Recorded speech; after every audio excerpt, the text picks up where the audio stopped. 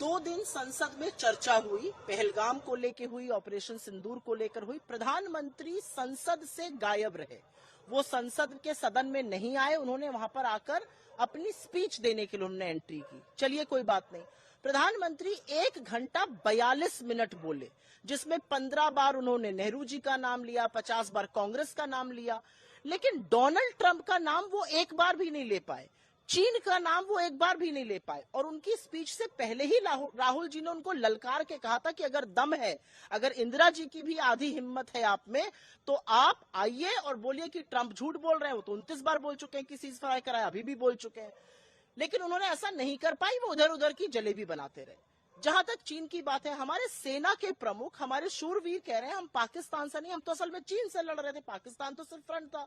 उस पर भी मोदी जी कुछ नहीं कह पाए, एक बार चीन का नाम नहीं ले पाए। मोदी जी चीन से, ट्रंप से, पाकिस्तान से घबराते क्यों हैं? अरे 140 करोड़ लोगों का देश आपके साथ खड़ा, आप किस बात के लिए घबराते हैं? ये मेरा पहली बात है। दूसरी बात, तो चैलेंज एक्सेप्ट नहीं कर पाए, मोदी जी फेल हो गए चैलेंज एक्सेप्ट करने पे। दूसरी बड़ी बात यह है कि जितने भी लोगों ने बोला, सत्ता पक्ष से, विपक्ष की एक ही बात थी, पहलगाम का आतंकी हमला हुआ है, जवाबदेही किसकी है? ये दुर्दांत आतंकवादी 200 किलोमीटर अंदर कैसे आ गए? इनको किसी ने शरण दी होगी, किसी ने पनाह दी होगी। हमारी इंटेलिजेंस का ऐसा फेलियर क्यों हुआ?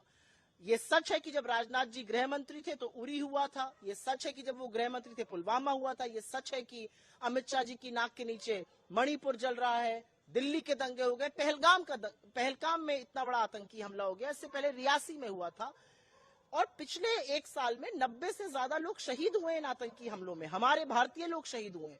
तो जवाबदेही किसकी है?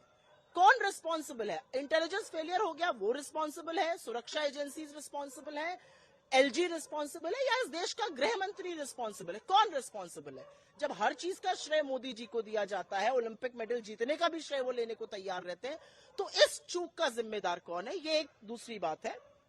और तीसरी बात यह है कि नरेंद्र मोदी जी, मुझे कभी कभी लगता है अगर नेहरू जी ना होते तो वो क्या बोलते। 1 घंटा 42 मिनट इधर की बात, उधर की बात, फलानी बात, ढिमकानी बात। तमाम वीडियोस ऐसे आ रहे हैं जहां पर उनके अपने सांसद ऊंग रहे थे, जैसे मोदी जी कोई लोरी सुना रहे हो। एक भी नई बात नहीं कही गई, एक भी नई जानकारी नहीं दी गई, ट्रंप का नाम नहीं लिया गया, और चीन का नाम लेने से तो वैसे भी मोदी जी थर्राते हैं। ये उनकी स्पीच का